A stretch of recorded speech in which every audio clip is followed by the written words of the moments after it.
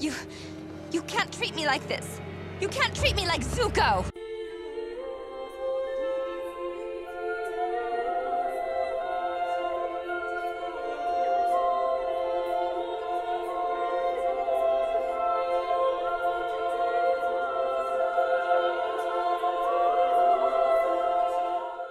How to redeem Azula.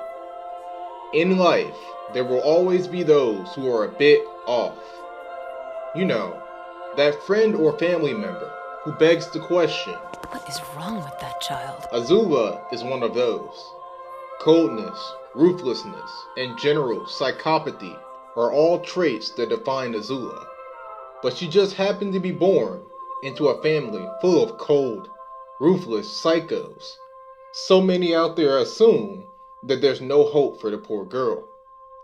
But I feel differently. I won't excuse her obviously evil actions, but I do see something deeper in Azula. Something human.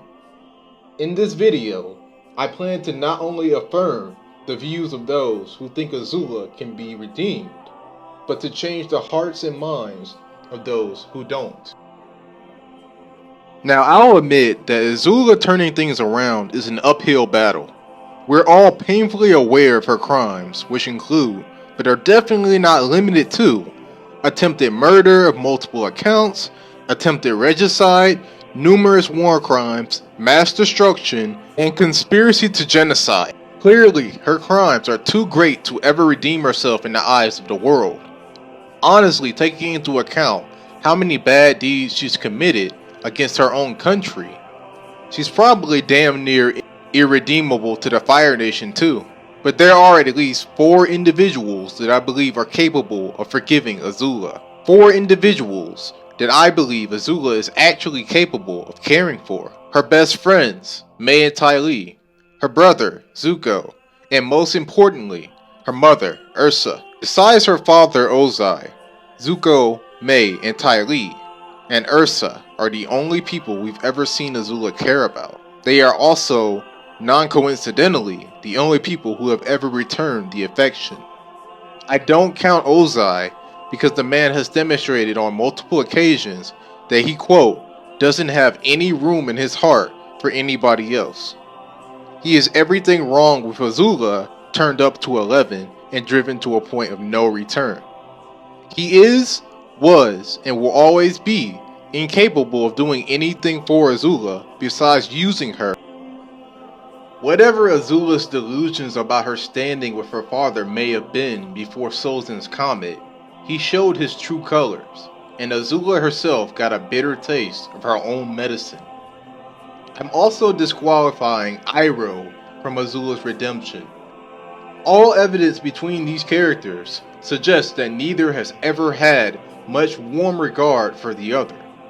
In Azula's case, she cannot help but to view Iroh through the same lens as her father and has deemed him his royal tea-loving kookiness forever. Iroh has admitted that he believes that Azula is crazy. Oh, she's crazy and she needs to go down. Even if Azula became a better person, I seriously doubt that her and Iroh have a chance to become close as Iroh and Zuko did. Now back to my chosen 4. Zuko is the most obvious choice, so we will start with him. Zuko can understand the confusion and the pain that Azula feels because they grew up together and he often bore the brunt of his father's rage and disapproval. Zuko knows what it's like to go through a metamorphosis as a person, as we saw him go through many often painful changes. Throughout the show, we are privy to a decent amount of tender moments between the 2 siblings. One of the most slept on, in my opinion, takes place on Ember Island. When Zuko visits their old house, he has a pretty sullen experience, reminiscing over the old days. Azula is the one to comfort him, and even she admits that the place is depressing. Zuko even says later that the family hasn't been back because they only visited when they were happy. The canon comics, The Search and Smoke and Shadow, also shed light on the dynamic between the siblings. We learn that Zuko's blue spirit alter ego comes from him and Azula reenacting the play as children. Zuko's attitude towards family as a whole was changed as he questioned the way he handled them at the end of the war. He chose to free Azula and allow her to help search for their mother. Along the way, they do fight, a lot, but Zuko is trying to become a better brother and even accepting advice from Sokka. During the events of Smoke and Shadow, Azula finally gives up her claim to the throne and takes up a new mission to make Zuko a more ruthless Fire Lord. Although very misguided, I choose to regard this as a step in the right direction with her brother and possibly evidence that she is looking out for him in her own twisted way. And then there's Mei and Ty Lee. For this broken, cruel sociopath of a kid, these were the only two friends in the world.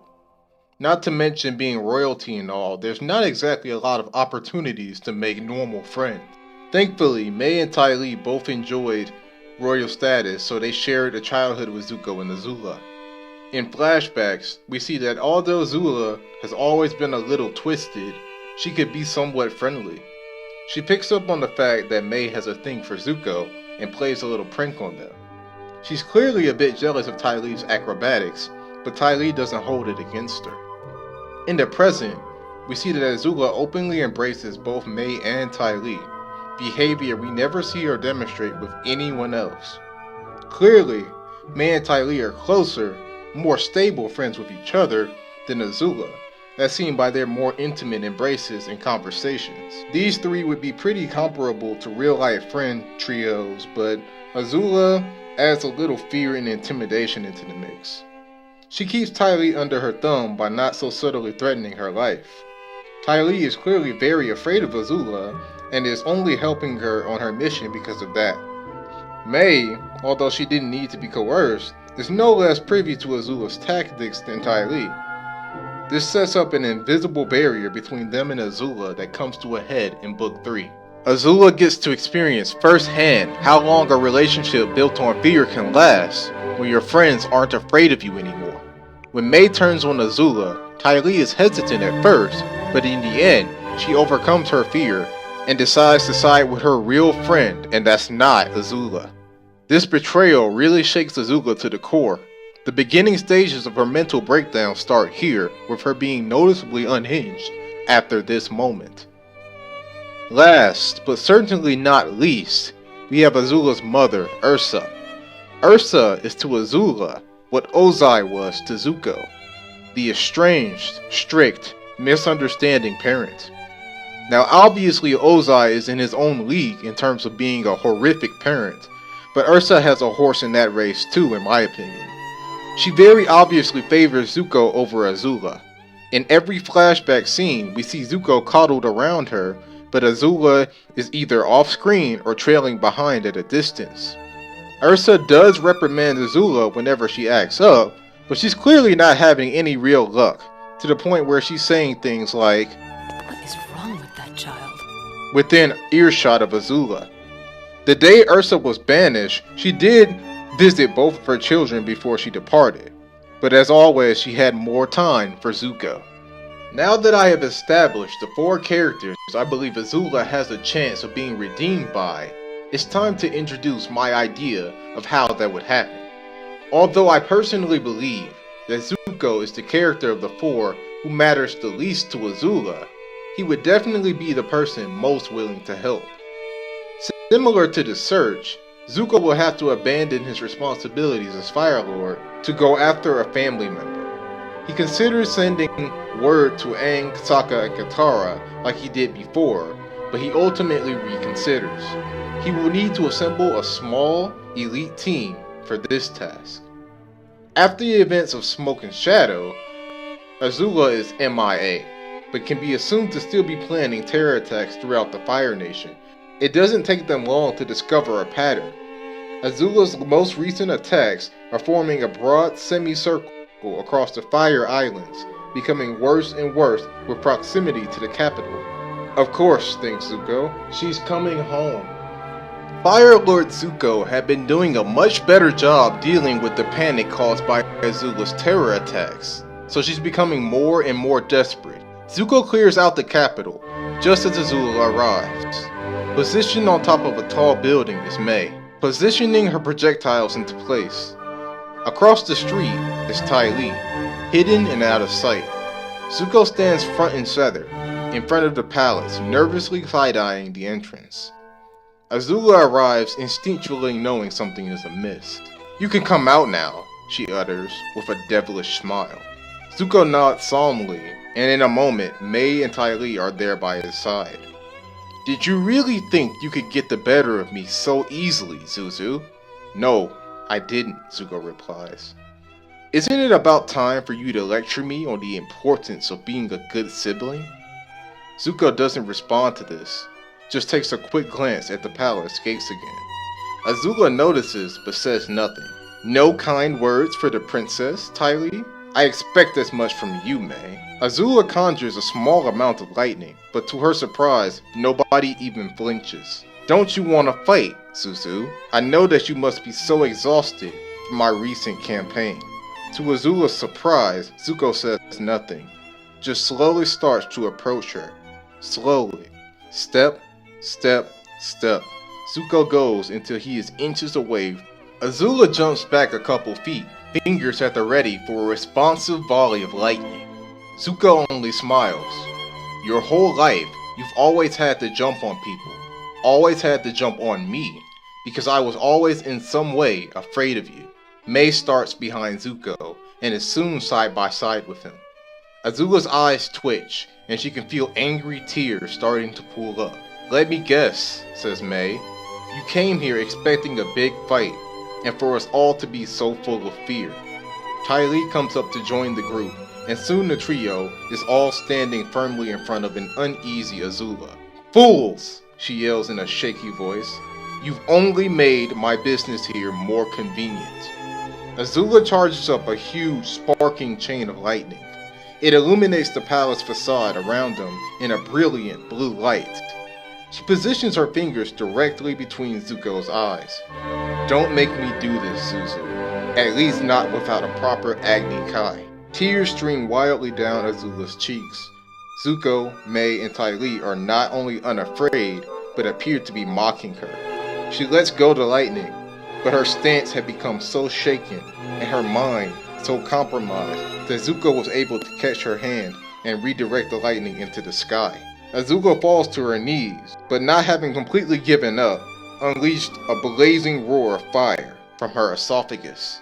This does manage to catch Zuko off guard. He manages to avoid most of the flames, but his calf and lower leg fall victim to Azula's attack. May and Ty Lee rush to Zuko's aid, but Zuko yells for them to pursue Azula, who took off shortly after her sneaky attack. May is able to detain one of Azula's sleeves near the palace gate, and in the time it takes Azula to pry the projectile from her cloak, Ty Lee has made a superhuman leap behind her. "What fools!" yells Azula. "I will burn you and this palace to the ground if I have to." Azula positions her right arm to blast Ty Lee, but she is able to strategically jab it, making it limp and useless. This only stops Azula a second though, as she uses her right leg to blast at Ty Lee, who dodges, and her left arm in conjunction to knock May down a flight of stairs. With her free hand, she is able to conjure enough lightning to blow a large hole through the gate of the palace. She had taken note of Zuko's glances earlier and figured he had some sort of plan. She jumps in through the smoke and debris, readying herself to destroy anyone or anything in her way. "Stop," says a familiar, gravelly voice. Uncle Iroh walks out of a sealed room and confronts Azula. "Don't bother, Uncle. I doubt you have enough blubber to survive another strike from me." Iroh only laughs and takes a small step to the side. Out of a dark corridor walks Ursa. "Hello, Azula, my love. Goodness, we're practically each other's reflection. My looks are my own, mother. There's no need to strike so low." Ursa walks forward, ignores the rubble, ignores Iroh, and outstretches her hand to Azula's cheek.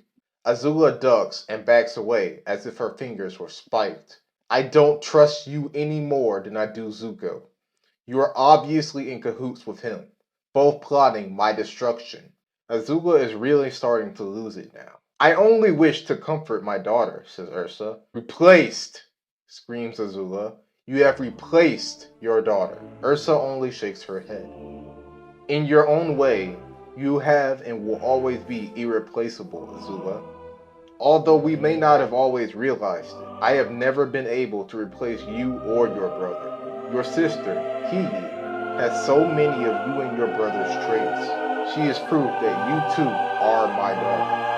Azula falls to her knees, defeated. Behind her, Mei and Ty Lee help an injured Zuko into the palace. Azula's body tenses and she regains composure.